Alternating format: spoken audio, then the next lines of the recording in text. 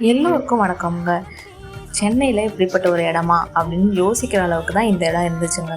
மெய்யழகன் படம் பார்த்துருப்பீங்கன்னு நினைக்கிறேன். அரவிந்த் சுவாமி பேட் ஸ்பாட் பக்கத்தில் உட்காந்து ஃபீல் பண்ணிகிட்டு இருப்பார். அந்த சீன் ரொம்பவே அழகாக இருக்கும் அந்த படத்தில். அந்த இடத்துக்கு தான் இப்போ நம்ம வந்திருக்கோம்.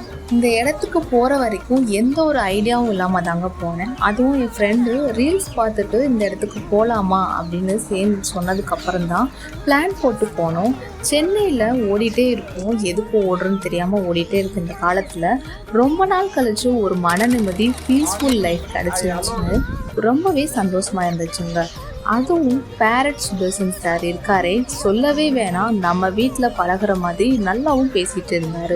இந்த காலத்தில் ரிலேட்டிவ்ஸ் வர்றதுக்கே நம்ம சங்கடப்படுற நேரத்தில் அவர் வீட்டுக்கு டெய்லியும் ரிலேட்டிவ்ஸ் வருவாங்க. அதுவும் 6000 ரிலேட்டிவ்ஸ் வந்துட்டுருக்காங்க. அதுவும் யாரும் இல்லைங்க, கிளிகளை தான் சொல்கிறேன். அங்கே போன உடனே எனக்கு முதல்ல தோன்ற விஷயம் என்னென்னு பார்த்தீங்கன்னா, அவர்கிட்ட ஒரு கொஸ்டின் கேட்டே ஆகணும் அப்படின்னு தான் தோணிகிட்டே இருந்துச்சு. நான் என்னென்னு கேட்டேன்னு பார்த்தீங்கன்னா, எப்படி உங்களுக்கு வளர்த்தணும்னு தோணுச்சு அப்படின்னு தான் ஃபஸ்ட்டு கொஸ்டின் கேட்டேன். அவர் ஒரே வழியில் ஈஸியாக சொல்லிட்டு போயிட்டாருங்க. எல்லாமே பெயின் தாங்க அப்படின்னு சொல்லிட்டு போயிட்டாரு. அந்த பேரட்ஸ் எல்லாம் உங்களுக்கு பார்க்கும்போது எந்த ஒரு பிரச்சனையும் கண்ணுக்கு தெரியவே தெரியாதுங்க. ஒரு புதிய உலகத்துக்கு போன மாதிரி ஒரு ஃபீல் இருந்துச்சு. உண்மையிலே அந்த ஃபீல் யார் யாருக்கு வேணுமோ கண்டிப்பாக நீங்களும் போய் பாருங்கள். ஒரு புதிய உலகம் உங்களுக்கு கண்ணுக்கு தெரியும்.